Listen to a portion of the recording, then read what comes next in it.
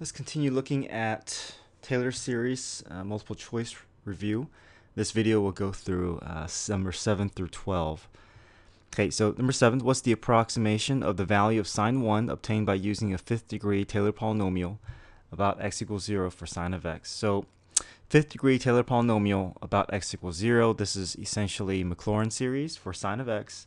So Maclaurin series, if we expand the first few terms of this Maclaurin polynomial, we know sine of x, which we need to know and memorize, is x minus x cubed over 3 factorial plus x to the fifth over 5 factorial. Notice that the exponents are odd, right? And so are the denominator factorials. So if we know the first few terms of the Maclaurin polynomial for sine of x, we know that we're going to stop at x to the fifth because that we're asking for the fifth degree Taylor polynomial, not the fifth term, but just the fifth degree. So we're going to stop at the third term. So once we have the first three terms of the Maclaurin polynomial, then we can replace each x with 1 to evaluate the value for sine of 1 using the approximation. So all the x's gets replaced with 1. We get 1 minus 1 over 3 factorial plus 1 over 5 factorial. 3 factorial is 3 times 2, which is 6. 5 factorial, 5 times 4 all the way down to times 1, which is 120. And we have our answer. Okay, number 8, which of the following series converge? We're asking for the series to converge. Previous problem we had sequence converging. So series converge is a bit more restrictive, and so we're going to start off by evaluating, see if we can look at the pattern for the limits. So limit as n approaches infinity, n over n plus 2 is equal to 1. Now if this was a sequence, then this would converge. However, in order for the series to converge, the limit of our rule of sequence has to at least go to 0. And it doesn't go to 0, it goes to 1. And so we can say that the series will diverge by the nth term test. All right, the second rule of sequence, cosine of n pi. If we think about cosine of n pi, if we plug 1 in for n, we get cosine of pi. Then we plug in 2, so cosine of 2 pi, cosine of 3 pi. And so cosine of n pi will keep alternating between negative and positive 1. So essentially, cosine of n pi is negative 1 to the nth. And if we think about negative 1 to the nth, this is essentially a alternating harmonic series. And we know that alternating harmonic series will converge.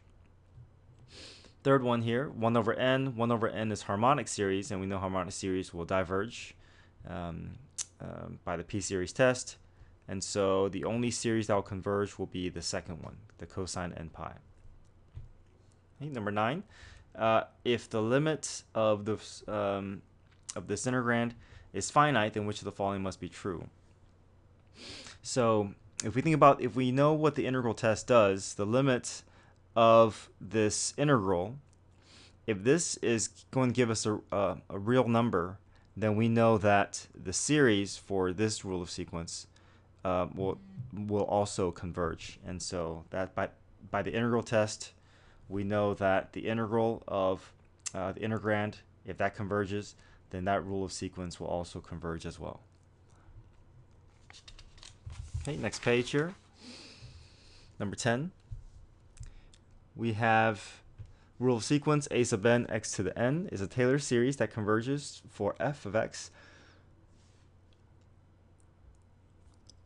Then f prime of 1 is equal to, so if we find the derivative of this rule of sequence, then we can find f prime of x, and then once we have f prime of x, then we can replace 1 into f prime.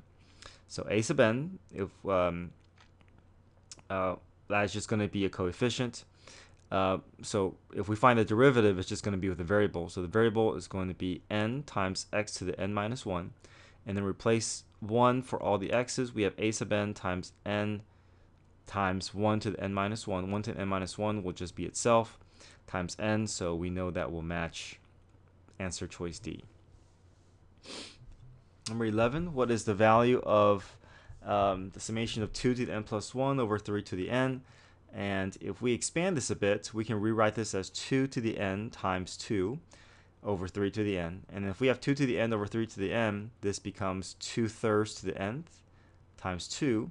And if we look at this, this is essentially a geometric series with a ratio that is less than 1. And so we know this series will converge. And if we think about the sum formula for infinite series, is the first term over 1 minus r. And if we plug 1 into the rule of sequence, we get 2 times 2/3, which is 4/3, all over 1 minus 2/3. And 1 minus 2/3 is 1/3. And if we reduce that, we get 4. So 4 will be our sum. Okay, number 12. We have the Maclaurin series for 1 over 1 minus x, which are the following is the power series expansion for x squared over 1 minus x squared. So if we factor out the x squared, we get 1 over 1 minus x squared. And we know this is essentially in the form of a geometric series. And if we think about the first term will be 1. And then each subsequent term will multiply by the ratio. So plus x squared plus x to the 4th plus x to the 6th plus x to the 8th. And then if we multiply through with the numerator that we factored out, then distribute that through, and that will match answer choice D.